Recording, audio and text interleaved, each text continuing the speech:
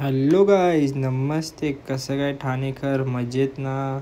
तर आजची सुरुवात आपली झाली आपल्या भाच्यासोबत. तर बघा कसा आपला भाचा बसला, बोलतो मला खाऊ पाहिजे.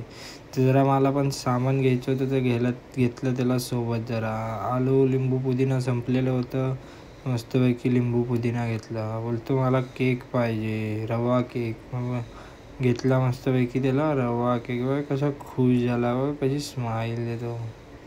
त्याला गेलो जिमला, जरा वर्कआउट केलं, मस्तपैकी डंबल्स मारले. त्यानंतर आलो शॉपवर. बघा कसे आपले स्टिकर लावलेत मस्तपैकी ग्लासला पण लावले स्टिकर्स. त्यानंतरला माझे स्कूलचे कॉलेजचे फ्रेंड झालेले होते, खूप लांब नंबरनाथवरून आलेली फ्रेंड आपली.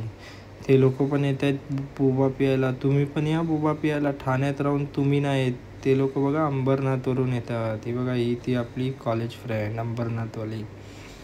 त्यानंतरला ही पण आपली कॉलेज फ्रेंडच आहे, तिला पण दिलं चॉकलेट बोबा. त्यानंतरला त्यांना खूप आवडलं चॉकलेट बोबा आणि त्यांना घरी घेऊन जायचं होतं मोहितो, म्हणून हे पार्सल बॉटल काढले.